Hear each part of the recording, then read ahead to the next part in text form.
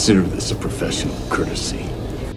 Hello, everyone, and welcome to a Friday edition of Real Estate Realities with the Rebel Broker. My name, as always, is Robert Whitelaw, and I am the Rebel Broker, licensed real estate broker in the state of California, member of the National Association of Realtors.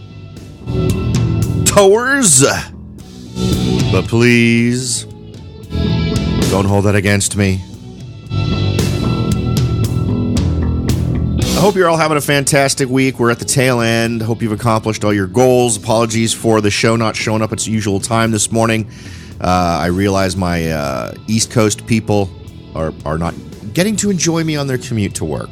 Probably just my California people, actually. It's a little later in the morning than I had anticipated. Things going crazy here on this end. Again, things continue to pick up. Kind of surprised how much they're picking up. And that's just an indication of busyness. We'll get into why that isn't actually good news in a minute. First, before we do, let me reach out and let you all know how to get in touch with me. Best way is to head over to the website, therebelbroker.com. From there, you can send along any ideas, suggestions, observations, or questions that you might have that might be burning deep down in your soul. Feel free to head over to the site to submit those. You can click on the link Contact in the menu bar to send those along. If you'd like to join the Rebel Underground, the best way to do that is to text the word Rebel Broker, the number 44222. That's text the word Rebel Broker, the number 44222. Or if you're at the site, you've already gone to check out all the other things, or maybe to send me an email. There are plenty of buttons on the site titled Join the Rebel Underground. I believe every player, every place where you can play the show has got a button for you to join the Rebel Underground. Now, while you're doing that, another great thing to get up to is to go to the big red button at the tippy top of the webpage at therebelbroker.com.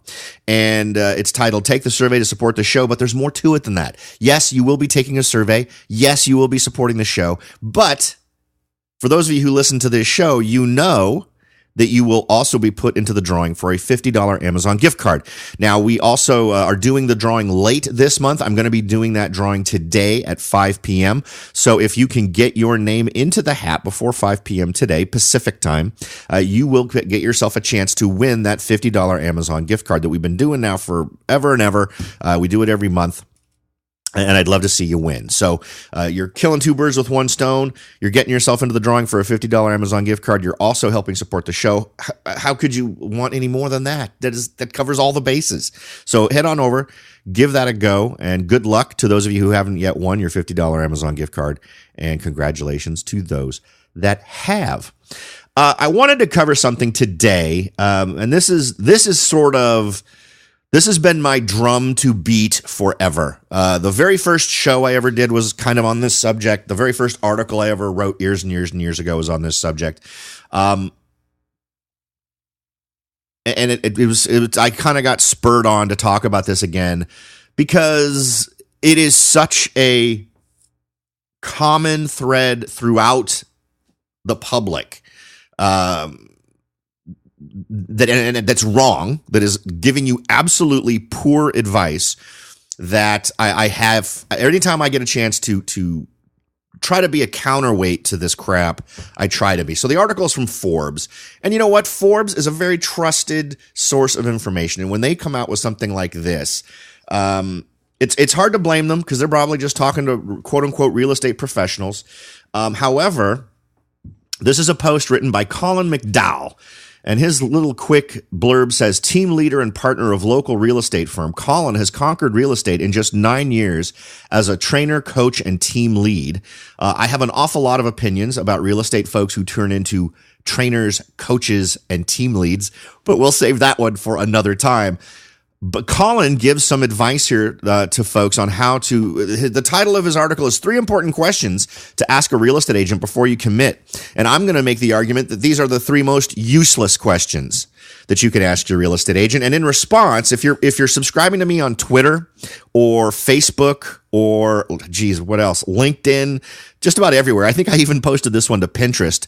I responded to this one and I included the real list of questions to ask. Now, normally, you get that as a special gift when you sign up to be a member of the Rebel Underground or a couple other different things I have floating around. So this was a freebie I handed out just a few days ago via Twitter. And you can hook up with me via any of those means to get this kind of stuff. I responded with the 12 questions you should ask. Interesting note, almost no overlap between what Colin says you should ask and what you should really ask. So I'm not going to get too far into the narrative of what Colin says here, other than to point out he's 100% wrong. And we're going to assume that the first question that he proposes is the most important.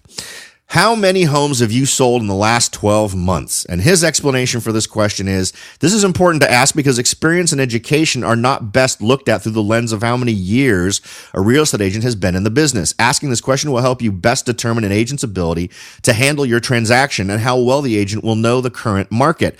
The more homes the agent has sold in this time frame, the more you can expect this agent to probably on their A game. Absolutely, completely, totally, top to bottom, almost 100% wrong. All right? Because the bottom line is the volume of homes that an agent is selling tells you nothing about their ability to sell a house.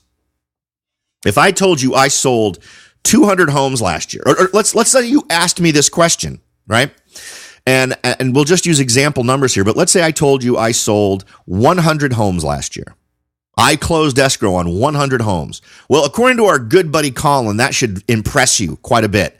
My argument is it shouldn't impress you one damn bit unless you need to get 100 homes sold in the next year. The idea that volume of homes sold should matter one teeny little bit to a seller is idiotic, or a buyer. Because the volume isn't it, right? You don't care if an agent sold 100 or 200 or 400 or 50 or 20 or 10 homes. You care about how well they did the job, right? So list off the things in your head that you care about. Are any of them, I want to make sure whoever sells my house has previously sold lots and lots of other houses? No, I don't think that even comes up, right? If you're sitting there with your significant other or all by yourself trying to think, what do I really want to have happen with this house? The very first thought isn't that. It is, how much are you going to get for the house, right? I want to sell my house for X amount of dollars. Who's going to make that happen? Or, wow, you know what? I really need to be out of this house in less than 30 days, right? Now, that number, this 12 months of sales number, tells you none of those things. It is moronic, and it is a misdirection, and it is specifically intended to get the public to care about a number that only matters to real estate agents and brokers. And it's one of those things I have to remind people of all the time, and I make sure to bring it up in listing appointments. Now, I've been the guy who does tons of escrows in a year, and the reality is, let's say I came to you and said, you know, I am a top producing agent. I'm in the top 1%. I sold over 300 homes last year. Well, instead of smiling and nodding and thinking, well, wow, then I should really work with you, you should start to question how well they did on all those transactions. Because I'll tell you what, anyone who sold that many homes in a year did not pay much attention to any one of those homes that sold. You are being managed by a team at that point. This person sitting in front of you who's claiming they're selling their services isn't going to be the person who's going to be doing just most of what goes on with your transaction. It's going to be Amy, who's going to be handling escrow coordination. It's going to be John, who manages the marketing portion. In other words, you are going to be on a manufacturing line version of real estate. There's going to be you are one of hundreds of other people on a line of construction where each individual puts in the exact same bolt in the exact same place to do the exact same thing, and then the next person's going to do their thing. None of it's going to be about you. It's not going to be about your specific needs. It's not going to be about where you're going. It's not going to be anyone who has approached your real estate transaction in any way that you could think of as customized to your needs. And here's the other thing. I actually love going up against agents that are these kinds of agents that have sold tons of homes in the last year. Do you know why? Because I'm going to get no pushback. There's no negotiating. All they are is about throwing stuff on the wall and seeing what sticks. They don't want to expend any effort. They don't feel the need to expend effort to make things stick or make things work. None of that works for you. Now, let me give you a few examples of where a high number over the last year could actually be horrible for you. Because the next question out of your mouth, let's say you ask this question: how many homes have you sold in the last 12 months? And the person says 250, 400, 350, whatever the number is. Say, okay, well, how many did you try to sell? What? Well, let's say I told you I sold 100 homes last year. Well, okay, I closed escrow on 100 homes. Well, how many did you try to sell? Here's a scary number. Now, this doesn't tend to happen now because things are selling pretty. Homes right now are not selling because of what real estate agents do. Homes are selling simply because that's the nature of the market. Where real estate agents are making a difference is in, is their marketing and efforts that go outside of the ordinary, bringing so many eyes onto your property that you are getting multiple offers and you're selling for more. And we'll get into the details of all why that's so important. But a reality in many top producers I have encountered over the years is they can tell you they sold 100 homes last year, but what they don't tell you is they tried to sell 200 homes.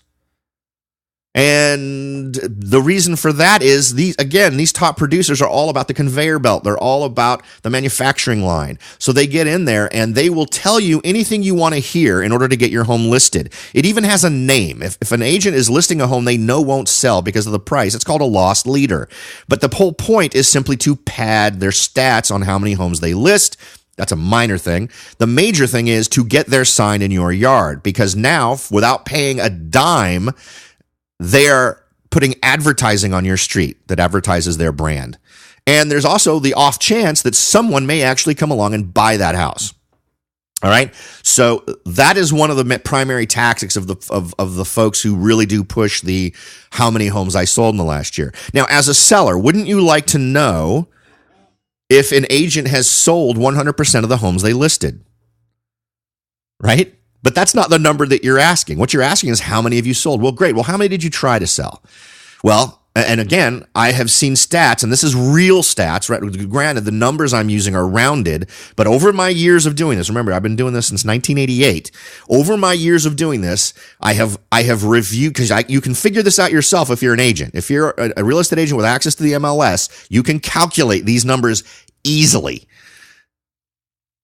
And I have found agents literally at some points in the market where, and these are top producers, where a seller had a less than 50% chance that that home was going to get sold.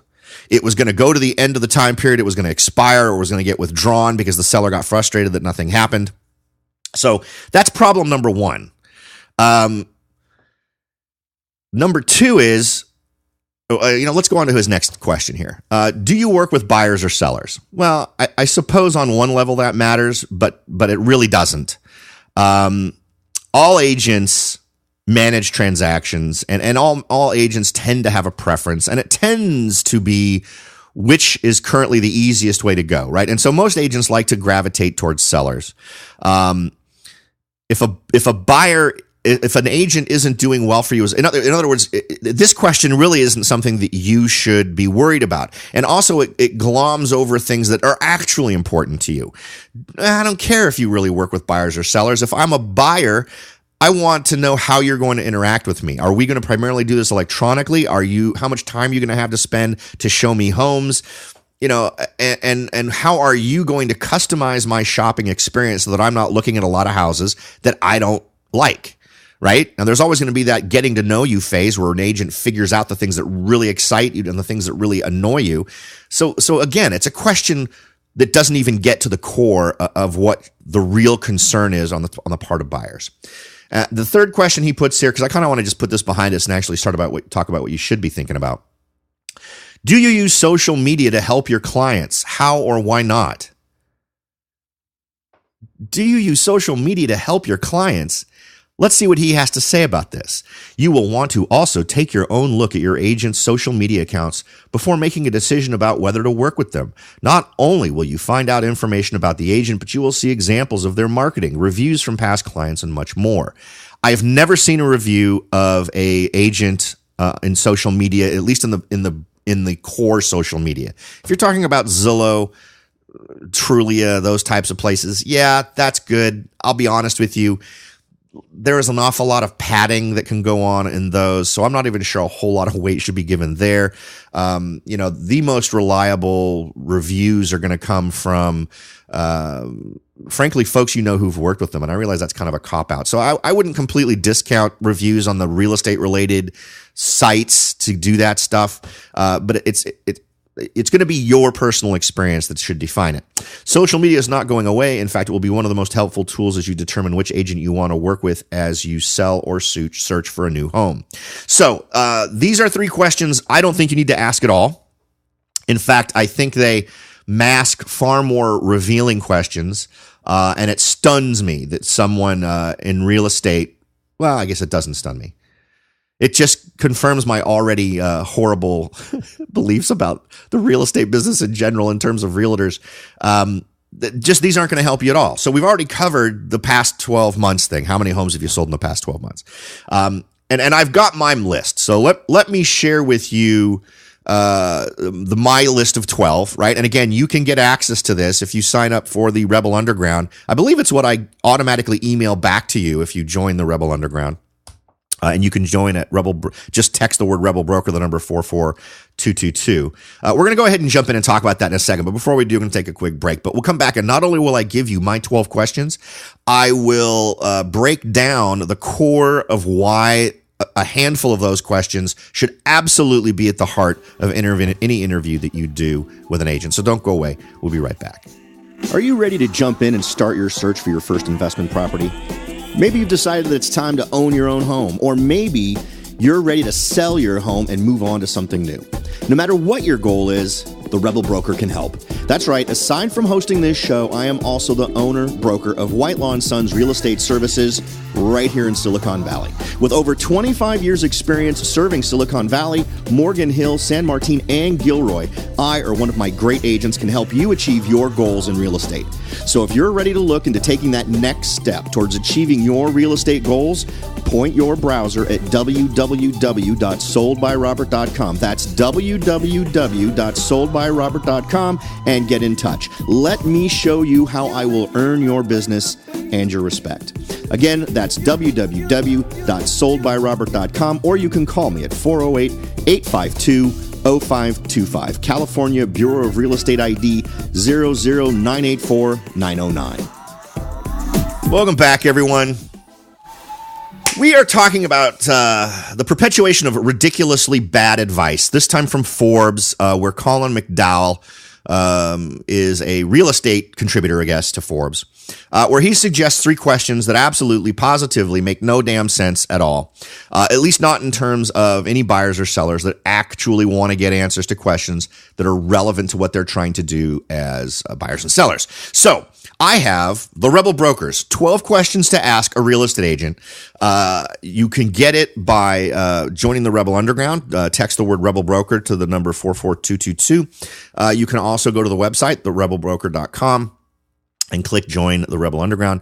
And I've also shared it on Twitter. So if you go to my Twitter feed, if you go to my Pinterest page, if you go to Facebook, if you go to LinkedIn, any of those, I believe it was within the last 2 or 3 days, where I tweeted out and communicated out through all the various social media this article from Forbes and pointed out how they absolutely completely missed the mark. And here's my list. So let's go down my list in no particular order.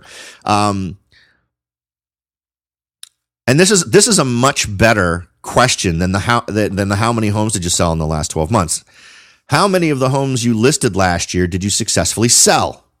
Right? That's a more poignant question to what sellers are interested in. Next, how many escrows that you opened successfully closed? Right? If you have an offer that you submitted and you go into escrow, you want to know that come hell or high water, your agent makes that stuff close, right? And this number should be as close to 100% as possible. Now, me personally, if you're not closing 100% of the deals you open, you need to take a serious look at your business. I'm trying to think of the last time I had an escrow not close because my agent or because my client, if my client doesn't want the escrow to close because they've discovered something, right? That's one thing. But I can't think of a time when I've had a escrow not close because when my client wanted it to close, right? So that's a very important question to ask. Next, how many of the offers you have written in the last year have been accepted? Now, this one is totally impossible to prove one way or the other, right? Because offers that are written and not accepted never really get documented anywhere. But it's a good question to ask, particularly if they're not expecting these questions. Remember, the odds are none of these questions have ever been asked to any of these agents ever if you're doing your interview process. Don't give them to them ahead of time. Don't let them prepare. You want them to honestly respond. And the truth is, you are going to get the deer in the headlights look almost immediately because all of these questions relate exactly to metrics that every agent should be held to. And I think I've told the story about how when I first started my brokerage, I did a seminar. Well, I guess you could call it a seminar. It was a thing where I invited a bunch of agents to a thing. Of course, had to provide free food because agents only show up to things where there's free food. To invite them to join my brokerage based on a new model where you would be judged, where maybe in our office we care how many escrows we close and homes we sell, and that's all great because that's how you make money. I mean, the bottom line is that's how the money is made. But to completely abandon that metric as something that we pitch to clients as the reason why they should work with us, and instead focus on the things basically in this list. And I got to tell you, when agents were faced with the prospect of actually being judged on the quality of their work, they promptly soiled their pants and ran out of the room. So, and what I look for in agents are folks who want to live up to these rules, right? All right. Sorry. This particular subject really annoys me. So whenever I cover it relatively rarely, it's usually once every couple of years, but I get so many new people I talk to, it bears repeating. Okay, next. So we just did how many of the offers you have written in the last year have been accepted. Next, what is the average days on market for a home that you sell, and how long is the average days on market where those homes were located? So this is data that I keep track of for every single home that I sell. And what's really funny is, so does every other agent. If you have ever had a pitch from an agent who wants to list your property, one of the first things they do is bust out a competitive market analysis. And in that competitive market analysis, they say for homes like yours in this market, the average days on market is X number of days, right? So there is a stake you can put in the ground and say, this is how long it should take to sell a home like yours in this market. Let's call it 30 days. Okay. So if these agents keep track of these numbers, if you can get them to give you the old CMA and say, here's the amount of days it should take. Now, of course, you can also calculate this yourself. Any agent that has access to the MLS, and a lot of folks can divine it by doing searches on Zillow and whatnot. But if this person tends to sell a home in 40 days in a 30-day market, well, what the hell's going on? You want the agent who sells it faster than average, not slower than average, right? How long have you been in residential real estate? I think this is a valid question just to get an idea of how long folks have been in the business. However, I don't consider this one a gating issue. If this is someone who's only been in the business for 6 months, but the other questions that are being answered here are up to snuff for you, I would not let this one be a eliminating question. Every agent you meet is going to want to make that an eliminated question if there's someone who's been in the business for more than a year or two. Real estate agents will find the stupidest things that will eliminate other potential competitors, and this is a big one. So don't let this one do that for you. The bottom line is an extremely honest, dedicated person who has your best interests at heart and is going to work hard to make things work for you tends to be the newer agent anyway. So just keep that in mind. Next, how close to the initial asking prices of the homes you sold were the final sales price, right? Again, something you can totally track within the multiple listing service because you know what the list price was, you know what it sold for, do the math. And again, Go back to that CMA, that competitive market analysis document we talked about before. In that document, they would have said, for a home like yours in this market, the typical sales price is this number.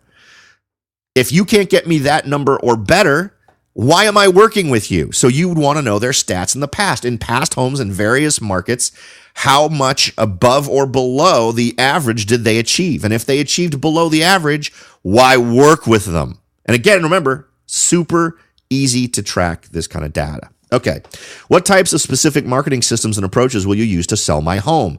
Now, I suggest that you look for someone who's aggressive, innovative, not just someone who's going to put a sign in the yard and hope for the best. In my case, I do a blend of old and new. I still do postcards because I still get results from the damn things. But I also do emails, and I also do Facebook, and I do getting you a preferred listing status on Zillow, and I do the same thing on Realtor.com. So those are questions you want to ask, and they should have specific answers, and they should be able to explain why those are all good things for you. And they should also have marketing plans specific to your property. If your property is right next to a running trail, well, are you going to go after running clubs in other areas where people live that would very likely like to live in your area, maybe because this is a move-up community for that area, those types of things. Smart marketing aimed at your home, not just at the general population. Next, will you represent me exclusively, or will you represent both the buyer and the seller in the transaction? I'm not a fan of this. It's absolutely legal to do this. It's called double ending. Personally, in my business, I won't do it except in very rare circumstances. I will choose to refer one of the two people. Maybe if it's my listing, I'll keep the seller, obviously. And then if a buyer comes along who has contacted me, I will hand that buyer to an agent in my office.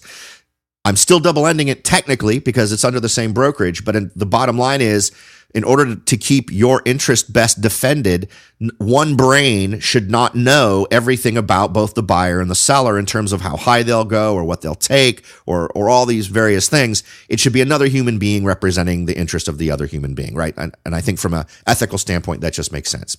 Next, can you recommend service providers who can assist me in obtaining a mortgage, making repairs on my home, and other things I need done? That's pretty standard. Even if someone says no to this question, I wouldn't exclude them. But if you're someone who needs some referrals, just find out if they're going to have some for you on tap. If they don't have any off the top of their head, they probably can pull some up for you. Let me just tell you, here in the real estate market, we hear about folks all the time. So typically they're going to have folks they can refer you to. What's your business philosophy? This is intentionally a general question. You want to hear what they say. Typically, they're not going to get asked about their philosophy on anything, but it's an opportunity for you to sit back, shut up, and listen to them talk and potentially say something very stupid.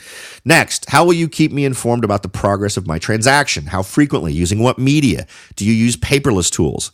This could be separate questions and probably should be, because I think this is critically important for buyers and sellers today. If you're a seller who potentially is going to be traveling or a buyer who's going to be traveling, you want to know that you can make progress without having to physically meet your agent all the time. And in today's world, it makes no damn sense to have to meet all the time.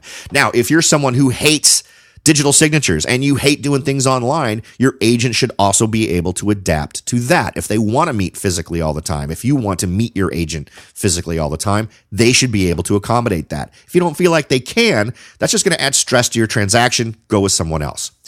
Finally, do you guarantee any of your results? This is a question I ask. This is one of the suggestions when I do a listing appointment. I will suggest that if they're talking to other people, this is a question that they ask. And for me, it's an absolutely self-serving question because I do guarantee my results. I don't know many other agents who do. I'm sure there are others out there. But if I fail to deliver on the very clear, easy to define things like list price and days on market, if I fail to deliver on either one of those two metrics, I pay the client a nice big chunk of money because I didn't live up to my promise, right? So, and we write that all up ahead of time. That's part of the listing agreement, as derived from the competitive market analysis. These are the numbers we decide are the average days on market for your area. This is the average price for a home like yours in this market. And if I don't beat those numbers, I pay you at close of escrow. So anyway, so those are my 12 questions to ask. The real kickers in there are going to be the ones that focus on really definable things. And none of these agents are going to have any of these things available when you talk to them because they just don't get asked these questions. However, you could say, what I'd love for you to do is go back and provide me with data on that. Now, a lot of them aren't going to do it. A lot of them will consider it too much trouble. Maybe ask to be cheeky, but it's something that's easily provable in terms of past performance. So many of these you're going to have to take their word for it on, but those are two that you can really pin down in terms of data. All right, folks. So I hope that has been valuable to you. There's really no way to get around the fact that the real estate world, the real estate industry is trying to get you to believe in things you really shouldn't.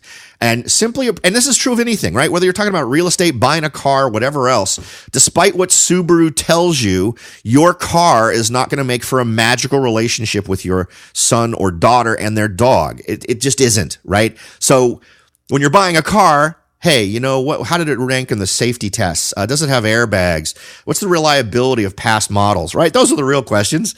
We don't care if Subaru wants us to believe that their cars are associated with love, because if your car is associated with love, you have bigger problems in your life than whether or not you need to buy a car. In the world of real estate, what are your goals? What do you want to get out of the relationship with this agent? Well, I think you want their time, and if they're selling 300 homes a year, you're not going to get that. So right off the bat, you should disqualify someone who can't afford to spend time on you like you deserve. You're paying them a wage. You're paying this person to do a thing. And when they tell you they're selling all of these homes in a year, what they're really telling you is, this is when you're going to see me. You'll see me right now, maybe once during this whole process additional to this. But other than that, all you're going to hear is from other people. I'm not going to touch any of your paperwork from here on out. I'm not going to, in a concentrated fashion, focus on any inspections or anything that come out of your deal, because I delegate all that to other people so that I can get more listings to feed the 300 escrow a year monster that I've created. All right? Focus on what you need, because those folks aren't giving you what you need. These questions will help you reveal the ones who will give you what you need. Thanks again, folks. I hope you have a fantastic weekend. I'll talk to y'all next time.